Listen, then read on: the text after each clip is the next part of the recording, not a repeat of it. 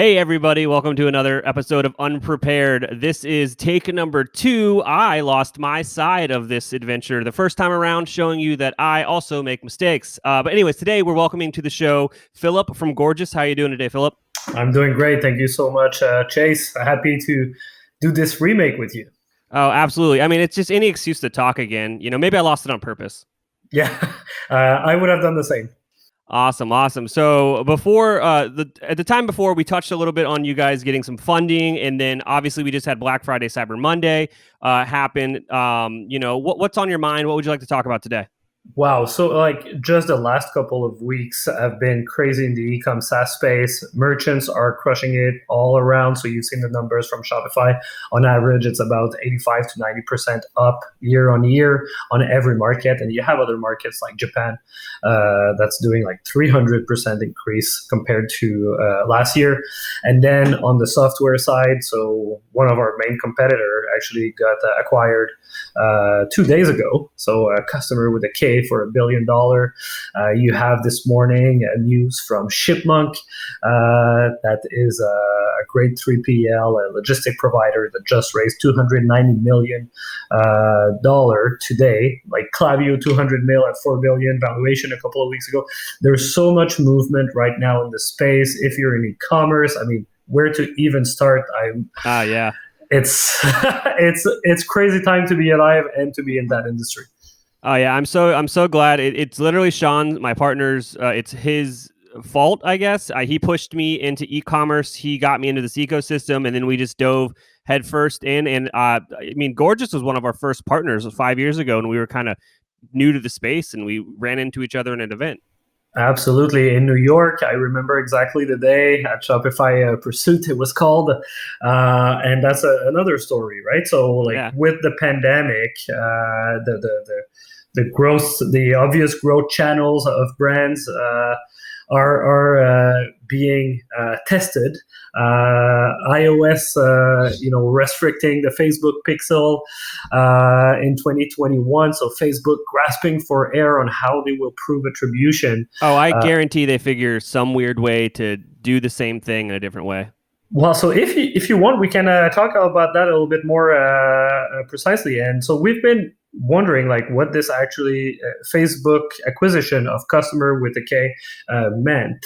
And really, it seems like they're trying to embed more Facebook touchpoint in the customer experience. So not just on, like, if you're clicking on an ad and you're purchasing and so on, but also, like, can they track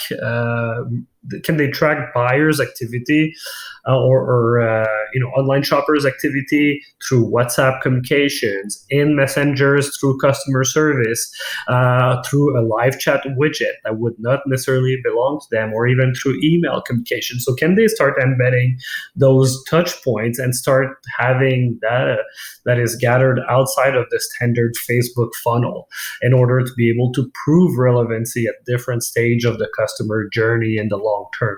So we think right now this is what it means, and it's great news. It's great news that we will get more visibility on the funnel from Facebook, and it's great news that we have one less competitor in the space as well.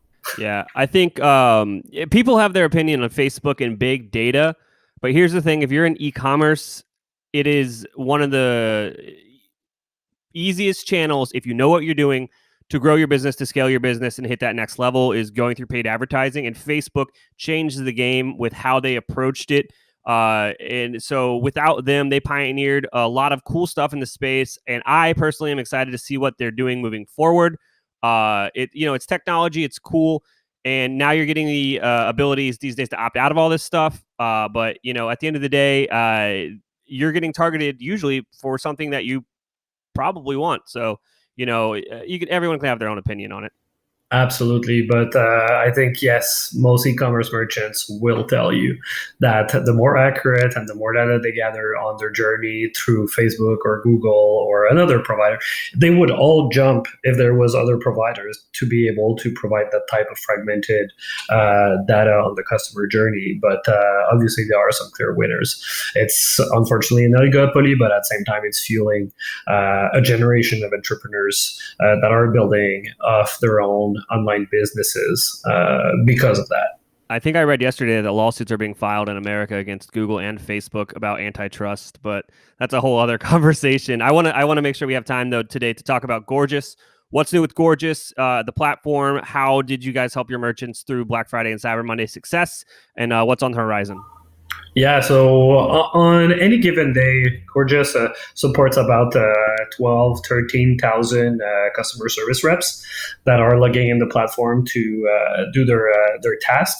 And yeah, during Black Friday, this went up to close to 20,000 customer service reps. So in the last 2 weeks, there's been almost twice the amount of reps that logged in the platform. And I think, a lot of people have been a lot of our clients who at the beginning are like, oh, does it make sense to not have a billing model that is per ticket versus per agent? So we're billing per ticket, and most of our competitors are always asking for more money when an agent logs in the platform. So I guess that when you situation like COVID and coronavirus come around, and that the teams need to increase the number of agents rapidly without second guessing all of their decisions, it's very valuable for the merchants. So yeah, we saw about like 50% increase in tickets right now compared to a couple of weeks ago. So there's a lot of activity happening on the platform.